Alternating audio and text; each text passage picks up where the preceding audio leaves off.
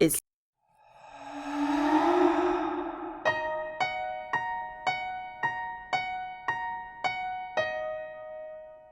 Welcome to Haunted Hospitality, Southern Stories told by Spooky Gingers. I'm Robin. And I'm Zoe. And I alone, have a story for you today. That's it, we're in September, folks. Exactly, which is kind of sad because, like, that was fun, but also people want to hear more murders, I guess. Oh, God.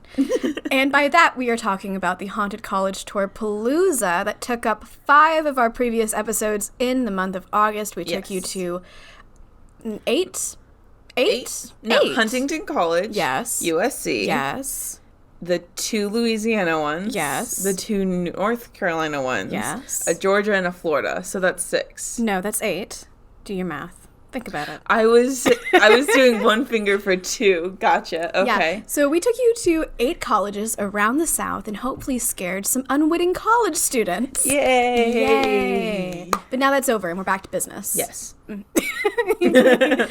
Very so serious. Before we get into our Something Southern and before we get into our episode content, main story thingy-majiggy, Zoe, how's your life going? Well, Robin. Well. So normally when I have a lot of life updates, like back to back to back. I know, your life is so entertaining. I know, right? I try to... I'm sorry, I'm giggling after that. It actually is.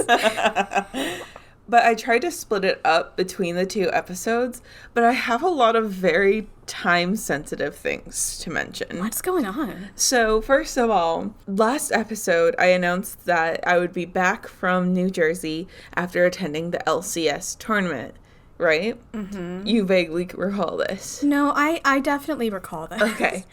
The very next day after we recorded, I wake up, I go to greet Kari, and he says, by the way, the event is canceled because of the rising Delta cases. Yeah.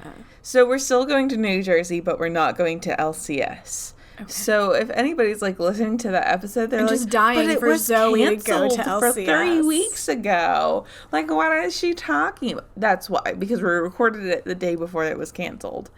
So that was that. Second update, I got my orange belt. Yay, you! Yes. So I passed my orange belt test. I'm going to add that to our Instagram story. You look very proud and you deserve it. Why, thank you. And then the third update was my birthday was this past week. Happy birthday. Thank you. It was terrible. Oh, no. I didn't know that would happen. So, like, my actual birthday, was... Thursday. Yes, Thursday. There were things happening with work that was just so insane. Like, I didn't even get a lunch because I was driving around like crazy. Like, we had a event that I had to go to at a law office, and it was canceled, and then it was back on, and then it was canceled, and then it was rescheduled, and then it was rescheduled, and then it was rescheduled, and then it was supposed to happen that day at 2:00, and I still haven't had lunch at this point. And I go, and it's 2:00. Oh, it's actually 1:50, and I get a call from the attorney, and she's like, yeah, no, it's not happening. I'm like, I'm in the parking lot. And they're like, well, we forgot to schedule somebody to attend this thing with you. And I was like, why? So I had to hang up, call my boss, and be like, hey, the thing is canceled. And he's like, what? And I'm like, yeah, the thing is canceled. And he's like, oh my God. So I call the attorney back, and I'm like, hey, are you sure it's still canceled? She's like, yeah, they have nobody here. I tried my best. Like, we just can't do it. And I'm like, ugh. So I call my boss back, and I'm like, yes, it's actually canceled. And he's like, okay, I'm going to call my boss now. Oh my God. And so, like, they were, like, trying to figure out what to do because our client obviously is going to be pissed about this. And so then I get a call. I'm, like, in my car, and I'm like, I need to drive away now, go to get lunch, whatever. And I'm, like, just sitting in my car, and I just can't bring myself to even turn my car off. I'm just, like, this is just ridiculous. And then at 2:00, I get a call from the attorney. Oh, it's back on. We're going to close today at 2:00. I was like, okay, I'm going in. So I called my boss, and he's like, hold on, I'm on the call with the other person. Let me conference you in. And I'm like, they're like, okay, Zoe, what's going on? And I'm like, it's back on. And they're like, okay, disregard everything we just said. So yeah, it was brutal. And then the event happens. It takes 2 hours. It normally takes like 45 minutes. Oh, I forgot this was your birthday. Okay. Yes, this was on my birthday. And then, so that event happens. I get back to the office. It's like 4 o'clock at this point, and I'm like, I haven't even had lunch. I get off at 5:30, and my boss was like, just go home. And I was like, okay. So I went to Starbucks. I got my birthday treat. I got a cake pop, you know. I went home, and then my desk arrived, so I spent the rest of the evening putting together my desk, and it was annoying, and it hurt my neck. And then on Saturday, when we were celebrating my birthday, we wake up, Kari and I go to Soda City, and we park my car. Soda City is an outdoor market that happens on Saturdays on Main Street in Columbia, South Carolina. Thank you very much. I was just so in the story that I forgot that not everybody in the world what doesn't Soda know. City is. Exactly. Yeah. So we go to Soda City, and I park my car in the garage, and Kari's like, hey, does that feel weird to you? And I'm like, what are you talking about? I'm like, yeah, the car just moved forward. And I was like, what do you mean? And I'm like, it's in park. What do you mean? Right? And then I go to turn the car back on, and it won't turn on. And I'm like, you know what? Let me just pop the hood real quick. So I popped the hood real quick, and Kari... question. Are you a type of person who pops the hood and then knows what to do from there? Oh, no, not at all. I just look at it and hope that it comes to me, you know? That you are suddenly imparted with the knowledge of how cars work. Exactly. Well, we could hear it, like, gurgling. So that's not a good sign. Gurgle, gurgle, gurgle. But, like... And so it was very hot, but it was very hot outside, and I had just driven on the highway. And so Kari's like, oh, your car probably overheated. I'm like, but I literally just replaced my coolant system, my entire system, pipes and all of that, 4 years ago. And I'm like, there's no way it's, like, overheating. And the gauge wasn't showing that it was overheating. He's like, well, maybe the gauge is broken. So I was like, okay, well, let's let it cool down. We'll go enjoy Soda City. And when we come back, we'll try it again, okay? Mm-hmm. So we go in Soda City. It's hot as mess out. I'm sweating like crazy. There's so many people. So even though Kari and I are both vaccinated, we're wearing masks. And I'm just sweating. I'm just sweating so much. It's so gross.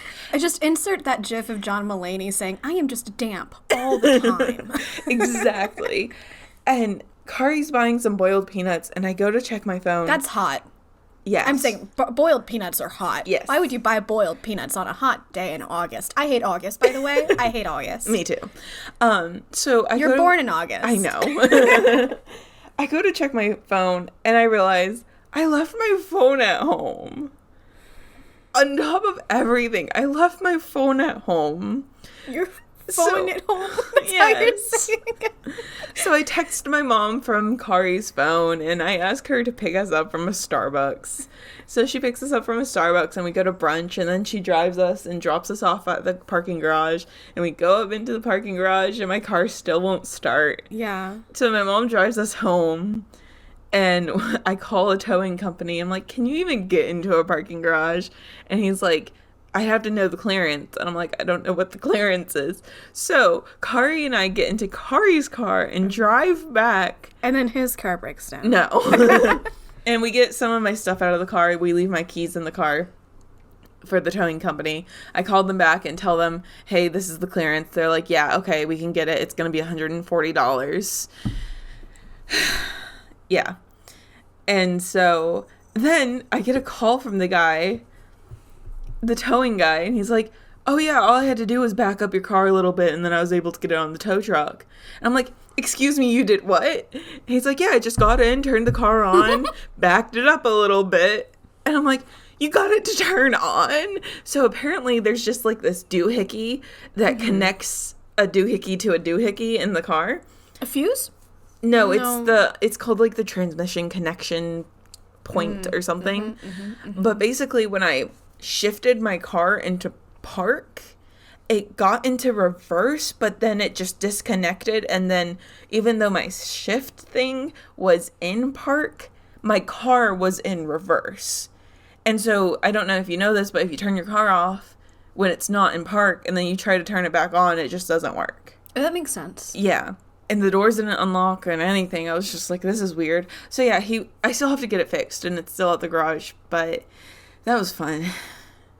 But then we went to go see Free Guy, and that was a great movie.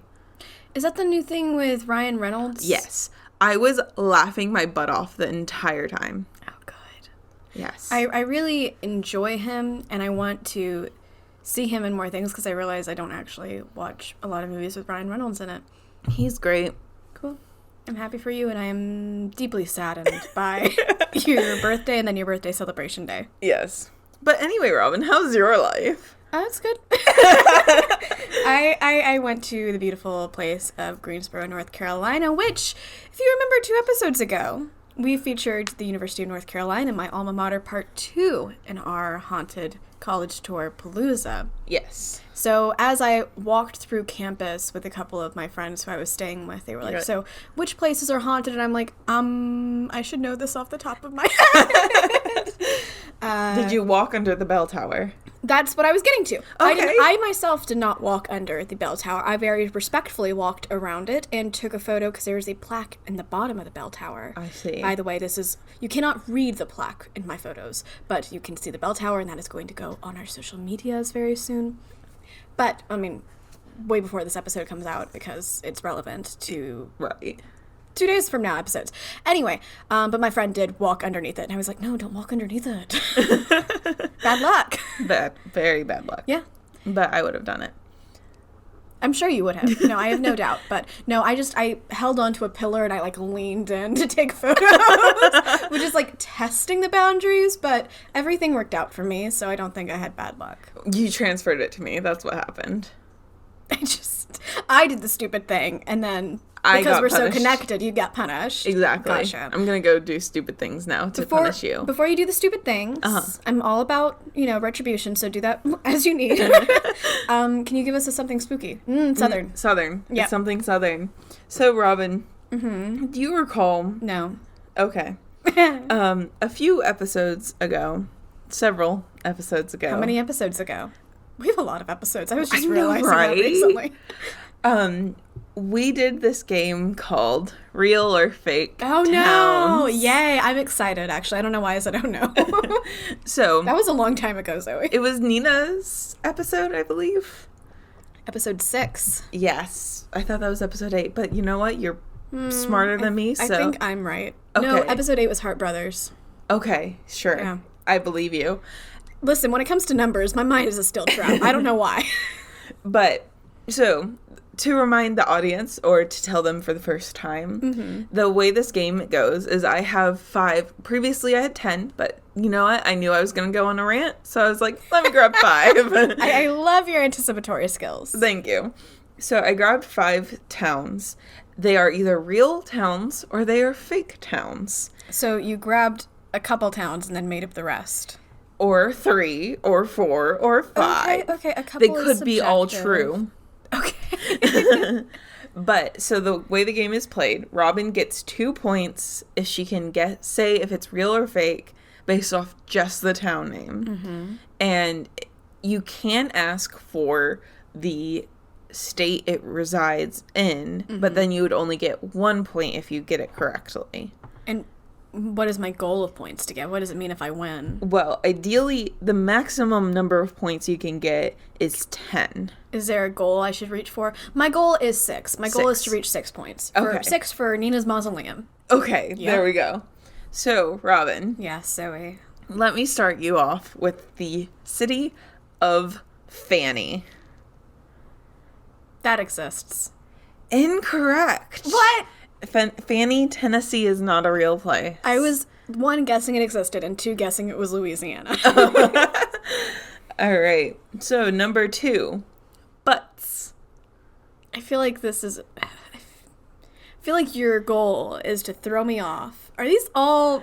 They are themed, yes. Butts does not exist. Incorrect. Oh my god.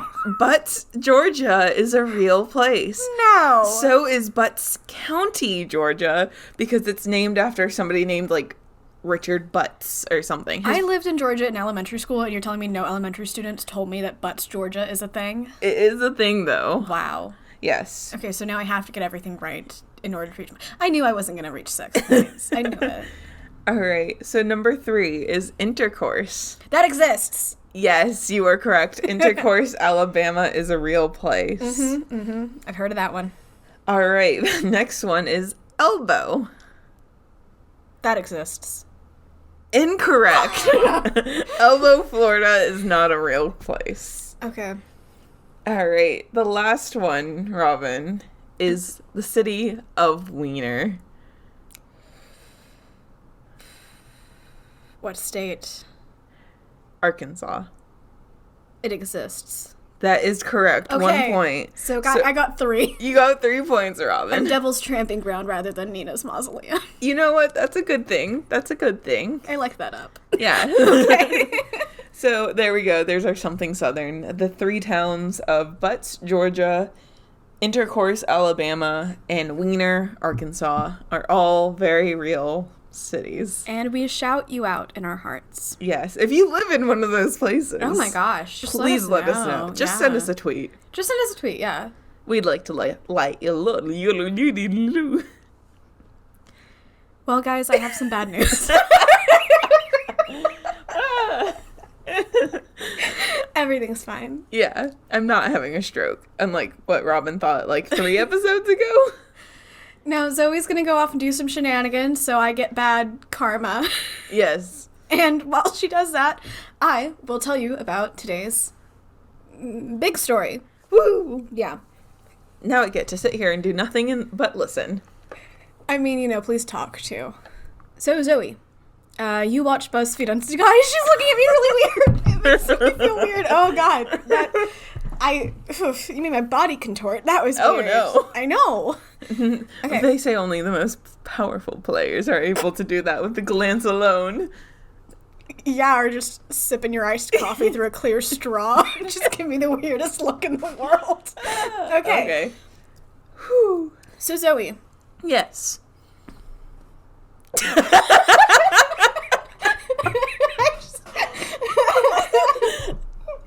I am totally ready.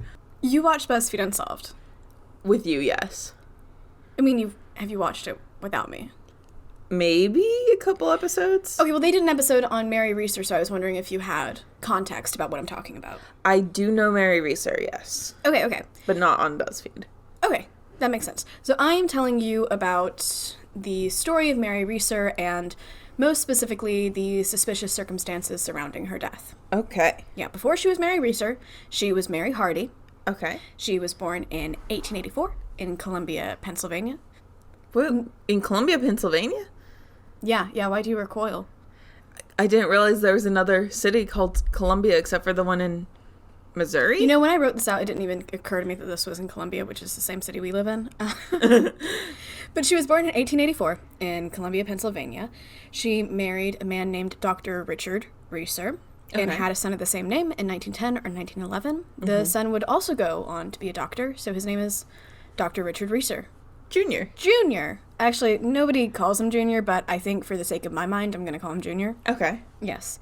So eventually, after Richard Sr. passed away, she moved to St. Petersburg, Florida, where Richard Jr., her daughter-in-law, Ernestine, I believe her name is, and her granddaughters lived.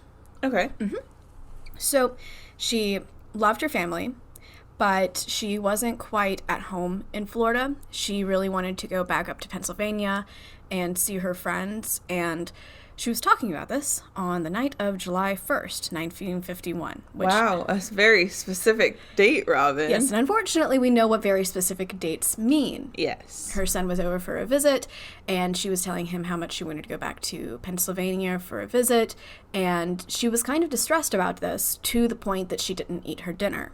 Okay. When Richard Jr. left, it was about 9 p.m. Hold on. Was Richard Jr. telling her, no, you cannot go? No, I think I saw a thing that said that some things were falling through with the trip, but honestly, I don't know if that's just conjecture, because I don't know if we actually have that information or not. We don't know that much about her life, unfortunately. Okay. Yeah. At 9 p.m., Richard Jr. left. She put on her nightgown, had 2 sleeping pills, because she would take those regularly to go to sleep at night, and she sat down in her comfortable chair with a cigarette, because she also smoked a lot. Mm-hmm. The next morning, her landlady, Pansy Carpenter, came to Mary's door to deliver a telegram. And this was, by the way, July 2nd. Dates come into play. Uh-huh. And she went to open the door. And when she felt the doorknob, it kind of was really, really warm in her hand to the point that it made her concerned. So rather than trying to get into the apartment, she called the police. Because the doorknob was warm? Did she think there was My a guess fire is the door was inside? locked and she couldn't get in, and then she felt that the doorknob was hot and was like, I'm gonna call the police. Which, to be Okay. honest, yeah, I don't know. It was either like, because I know they always tell you if your house is on fire, touch the doorknob before you open any door. Yeah. Because if it's hot, that means the fire's on the other side and you have to find another way through. And if you open the door, it might invite the fire into the place you're at. Yeah. The only thing that doesn't make sense to me is why she called the police rather than calling, like, A for fire 911 department? and then getting the firefighters. Yeah. Yeah. That could have just been an oversight in the telling of the story, though, to be honest with you. Okay. She called the police, and then the police arrived, and when they went into the apartment, what they found was kind of difficult to explain. Okay. So they didn't find her body, but they found her ashes. Okay. And they found segments. By the way, this has, by the nature of this story, content warning for human remains and what I think could be referred to as gore. Okay. Yes.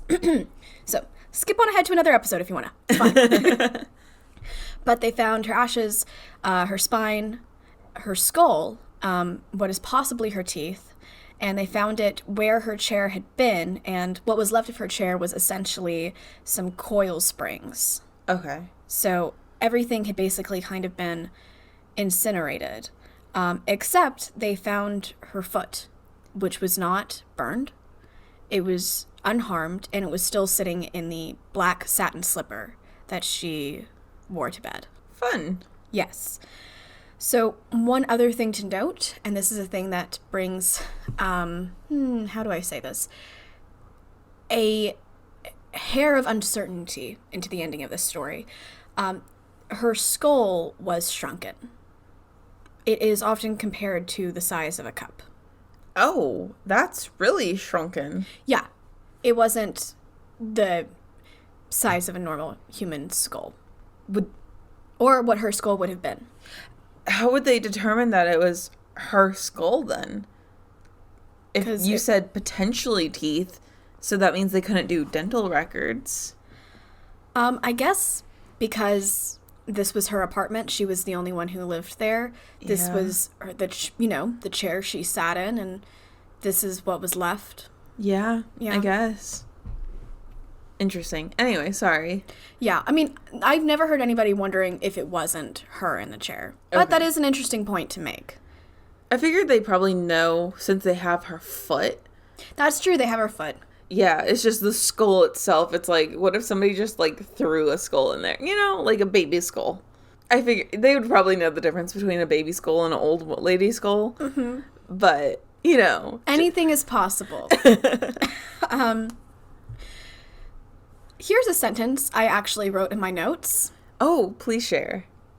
Besides the scene's obviously suspicious circumstance, one more thing that makes it suspicious is how suspicious police found the situation.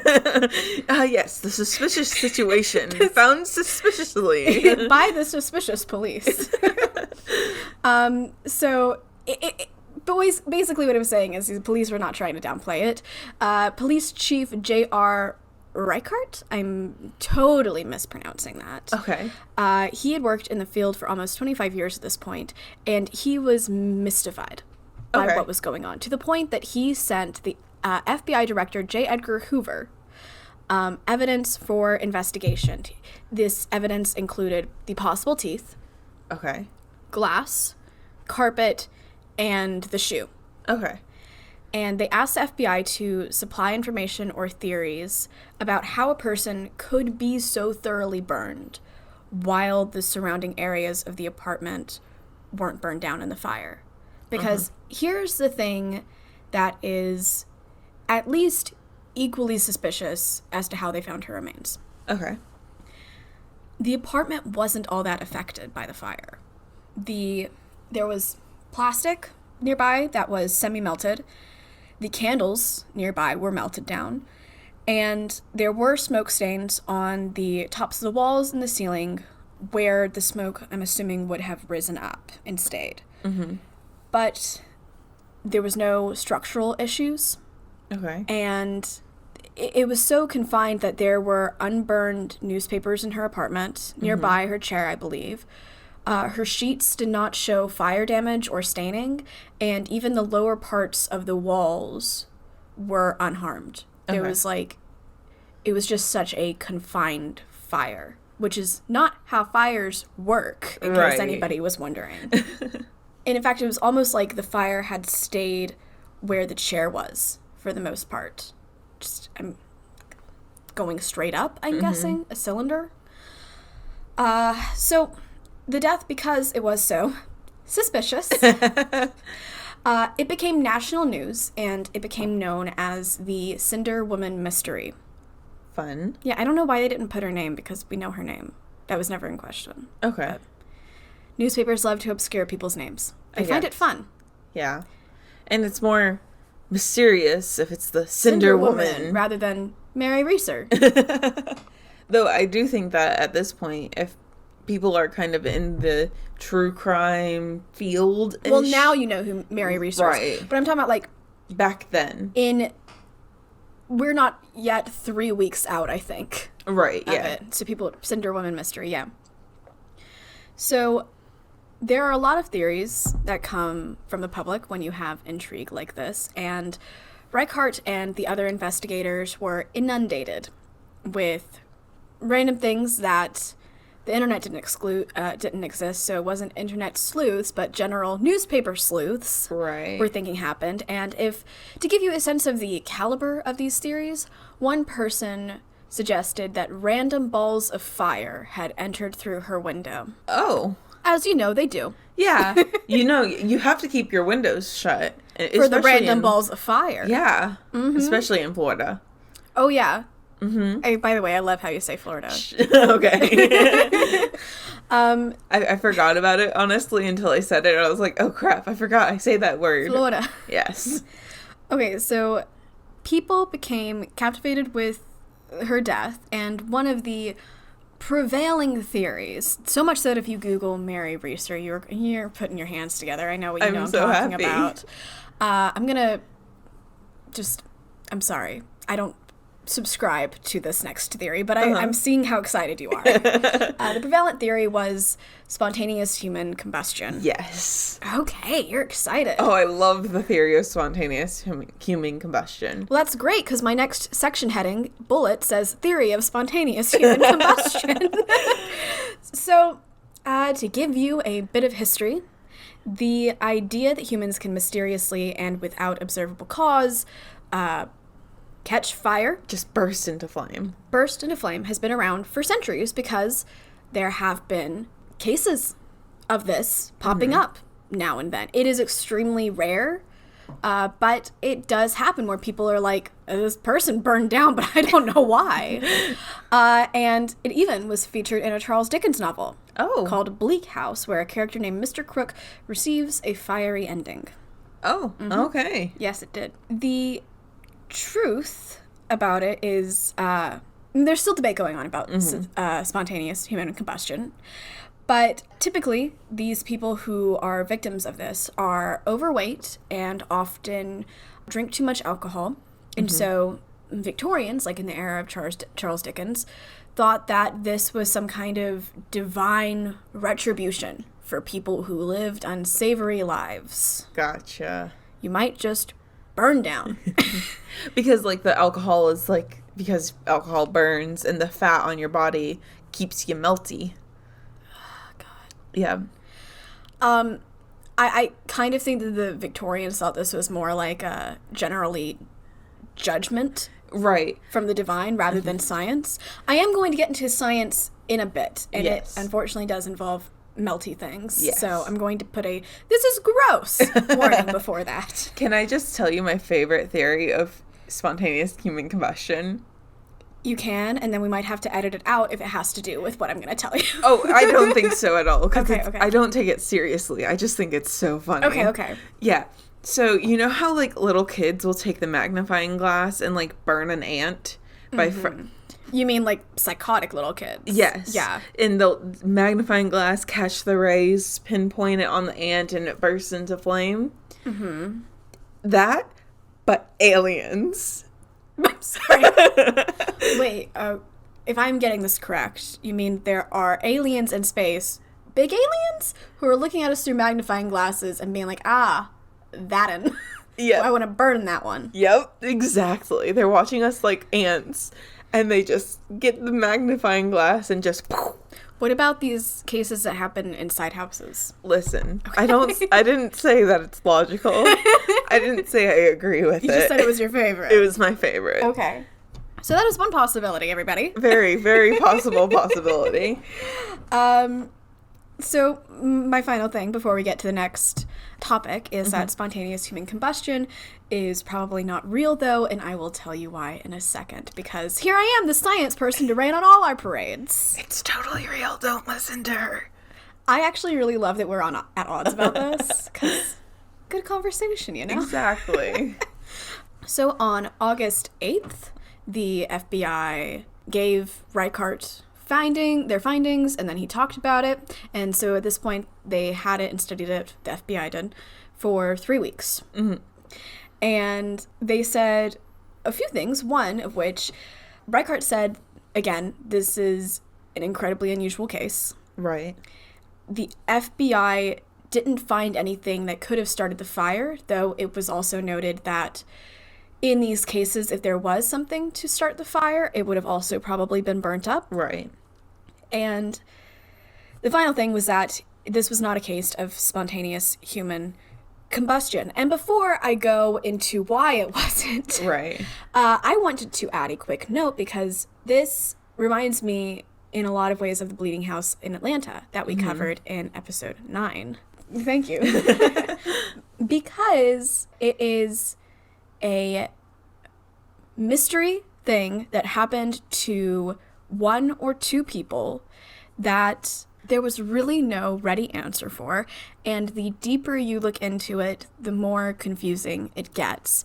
And the way that the police in Bleeding House were handling it was terrible, because the more they didn't get answers, the more they were like, this is stupid, we want to do other things. Exactly. And this guy, the more he got answers that didn't make sense, he was like, I think this is what happened, but this is over my head. Even if there is an explanation that makes sense, which they do think they found, he said it's still mind-boggling that this happened in the first place. Right.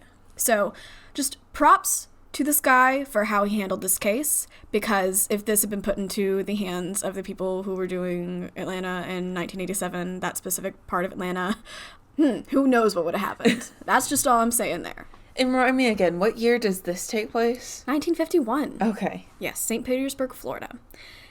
So, he said, here's a bit of new information. They analyzed the material from her nightgown, and they found it to be rayon acetate, which is a highly flammable material and could have easily ignited while she was smoking a cigarette, which she was in her chair. So that is thing number one of, okay, fire could have easily started. Right. And the other thing is, have you heard of the wick effect? Yes, I have, but that's because I know this case. So okay. I will allow you to explain it, though. So for people who don't know what the wick effect is, I'm talking to you specifically and ignoring Zoey completely. Ignoring me completely. I'm just going to dance my dance over here. And I'm warning you, this is the gross part. And I'm also going to give you a little lesson on how candles work, because it took me a second to figure it out. And I was like, wait, how does this relate to candles? A candle wick? Okay, what?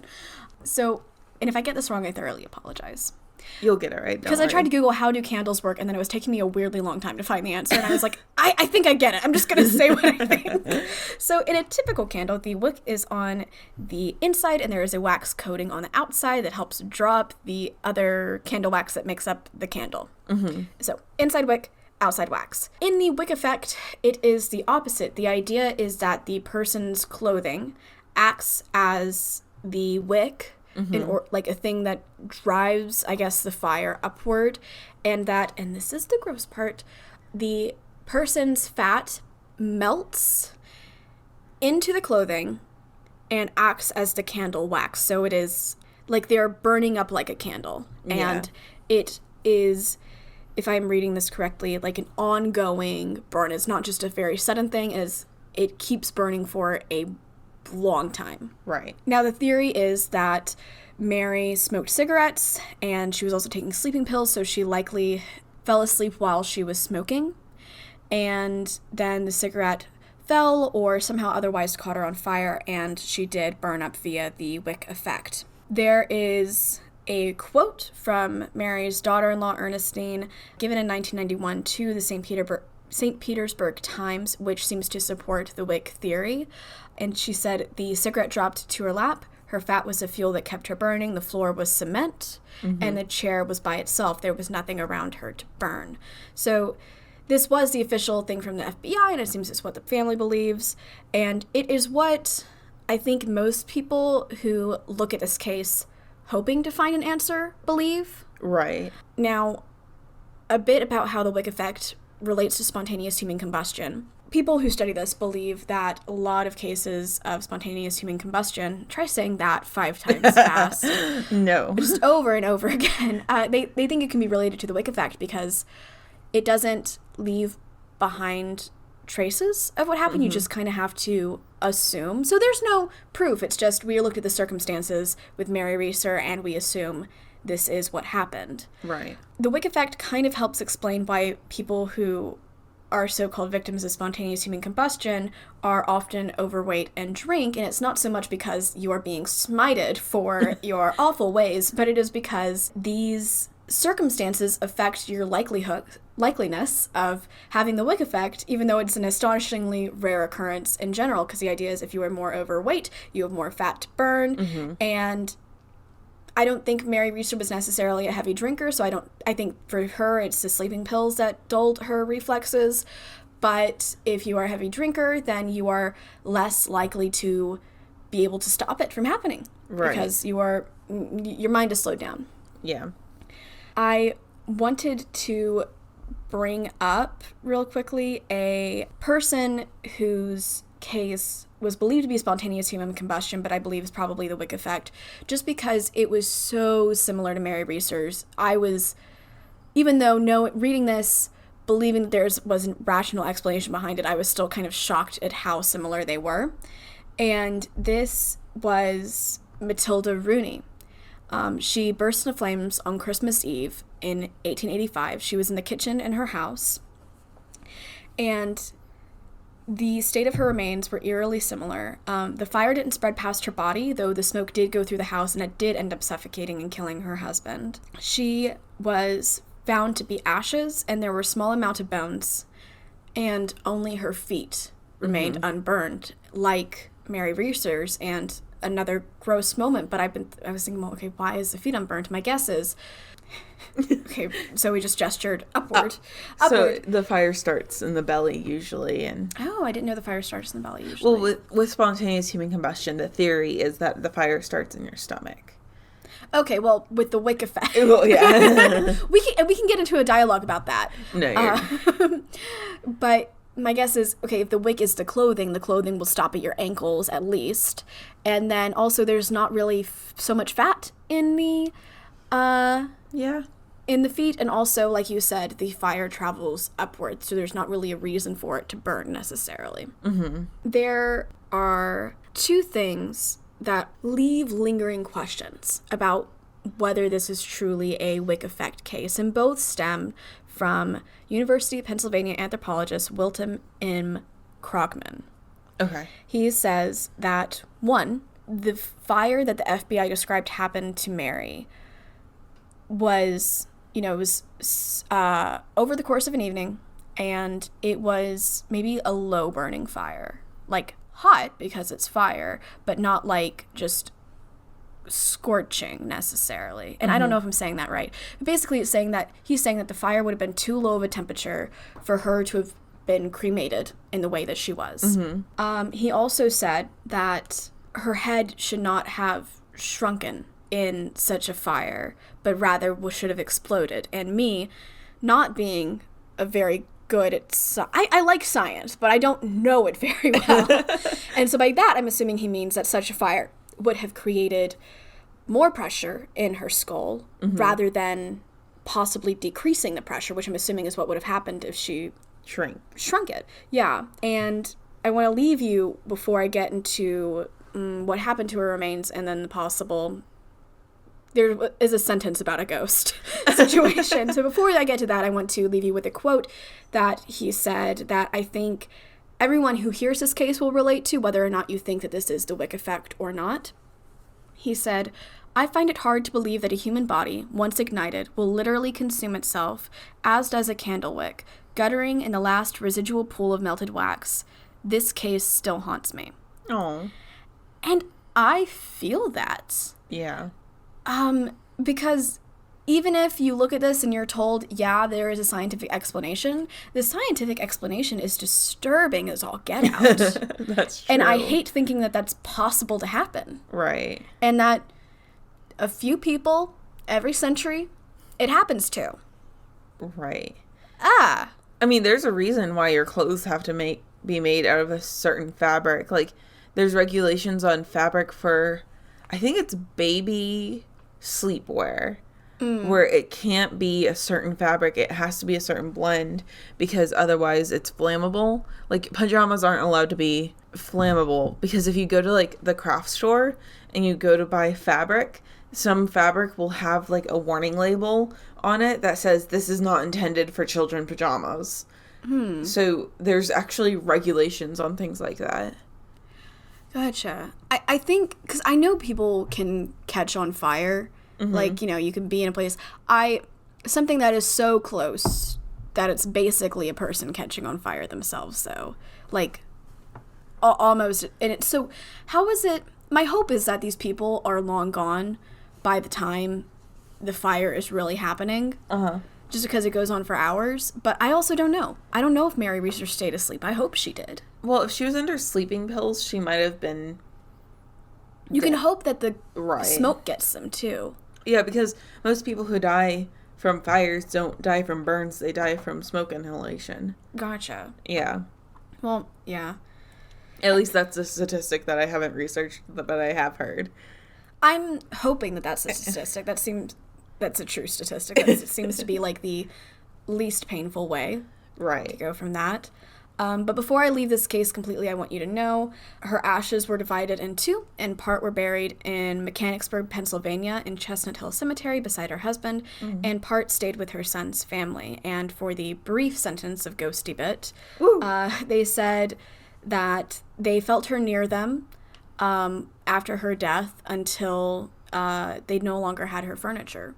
So I wonder if she was maybe attached to that. Maybe. Yeah. Yeah. Now, of course, I don't know for certain. Right. Yeah. And maybe it was just like, if you see it every day, you're going to be like, oh, that was her furniture, you know? So even if it wasn't ghostly, it could have at least been like memory, you know? Yeah. Her memory stayed with them. Exactly. All right. Well, that was the story of Mary Reeser and yeah. Yeah. Can I just say one thing about spontaneous Yeah, human you totally combustion? talked about spontaneous Okay. human combustion. So... Sorry to rain on your parade. No, you're fine. No, you're fine. It's one of those things where I think it would be very enjoyable to believe in it, but I don't know if I can actually bring myself to completely believe in spontaneous human combustion. But with this case, a lot of issues that come up with is like, how did the entire place not burn down? Yeah. Plus, it's an apartment complex. How did none of her neighbors... How did you not smell the smoke? How did you not smell the smoke? How did you not hear the fire, feel the fire, you know? I was wondering that when the Pansy... What is her last name? I was going to say Pansy Parkinson, but I think that's a Harry Potter character. Pansy Carpenter, when she went up to the door, it says the only thing she noticed was that the doorknob was hot, but wouldn't you smell smoke? Exactly. So the thing with spontaneous human combustion is that it is very quick and very, very, very hot. So you're saying it's the opposite of what they said, where they were saying it took hours. Yes, where they were saying it was a slow burn. No, so with spontaneous human combustion, I think they say it takes a span of less than a minute, and the fire burns so hot, things just don't get a chance yet to catch flames. Like the newspaper in the room, it didn't get a chance to catch fire because by the time... like, the heat wave got to it, the fire was already gone. So, like, that would explain how she was ashes, even though supposedly it was a low-burning fire. And that would also resolve our brain issues when it comes to hopefully she was dead before she felt the burning. Mm-hmm. And also it might explain the shrunken skull. I don't know how... I know there's a way to shrink heads because shrunken heads exist. Yeah, I have never looked into it. And I don't think I ever will. I don't think I will either. We're just going to let that one be. Yeah. But, I mean, there was one case that, to me, was like, so either this person's lying, which is totally possible. People do lie. People do lie, and there was only one witness. But he actually saw somebody catch fire. Really? Yeah. I don't remember the full details. But there was a case where an individual saw another individual spontaneously combust. But what was the outcome? Do you remember? I mean, the person died. Oh, okay. Yeah. Well, because that was the thing I was thinking about, because nobody's ever seen the wick effect, because by its nature, if you see a person slowly burning, you stop the burning. Right, yeah. But no, this guy, he saw the person just go... And then in a minute, they were dead. Interesting. Mm-hmm. Okay. But I think it was also in, like, the 1700s. Oh, and is the idea that anything could happen in the 1700s? Well, the idea is, like, we don't have, like, proper recording. Oh, yeah, no evidence. Yeah. It's just this one guy. Yeah, just one guy was like, oh, yeah, my buddy Tim, he just erupted into flames. Yeah, I'm sorry to say, he totally killed his buddy Tim. You know what? Yeah, I think he set his buddy Tim on fire. Spontaneous human combustion is really something that I would love to subscribe to, but I don't know if I can, you know? Because you're too scientific. Or I just don't trust people to tell the truth. So, okay, one thing I will say, and I wasn't going to put it in my notes because I didn't really... No, I was going to put it in my notes. I got a quote from it. Okay, yeah. Totally forgot that. It was the doctor... It was the Dr. Wilton quote. Okay. But I was just skimming over what this guy wrote because it was this guy trying to prove that spontaneous human combustion can exist under a certain amount of circumstances. So I will share that with you, Zoe. I was thinking about putting it into the episode, and then I was like, no, that's too heavy on the science for me. I really can't. So anyway, you might be interested in finding that. Okay. I'll put it in the notes. You'll share. Okay, I was like, share it with me. Like, I thought you were about to start talking about it. Like I said, I used it for the quote, and then I was like, I don't know about all this stuff, and it's not proven. But anyway, it's a guy who was looking into it at one point, at least. Right. There's a PDF. Yeah. I mean, there's a Bones episode about it. Oh. Yes. I mean, they end up proving it's not spontaneous human combustion. Yeah. But I think somebody was like, I mean, obviously he was murdered. It was Bones. But, yeah, they were like, could it be? And she was like, no, that doesn't exist. And then the other scientist guy was like, not like a guest guy on the show, was like, it's possible. And she's like, there's never been a factual case. Anyway, I'm not going to reenact the entire episode. That'd be funny. Just haunted hospitality, but Bones. You know how many times I've seen that show. Anyway, sorry. Okay. I'm guessing a lot. Yes, I love that show. Thank you for listening to today's episode. If you enjoyed today's episode, please like, subscribe, review, and tell a friendo. I'm deciding to leave off this is the best way to tell people about your podcast, but I guess I'm putting it in anyway. Woohoo! Also, if you want to see Robin's sources and also her blog about this episode, go to hauntedhospitality.wordpress.com. And also, if you want to tell us your own spooky story, that's true crime, paranormal, whatever have you, please send it to us at hauntedhospitalitypodcast@gmail.com. Yeah, I love the new enunciation level of gmail.com. Gmail.com. You know, it's underrated, but it's important. It's very important. Yeah, the Gmail of it all.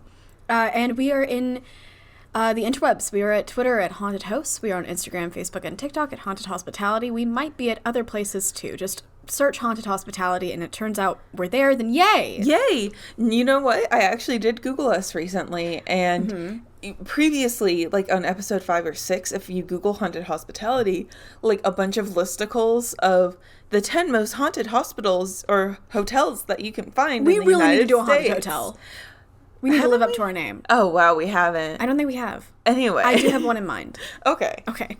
But now if you Google, I think the third link is us. We are moving up in the world, y'all. Woo. All right. Thanks, guys. Thanks. Stay spooky.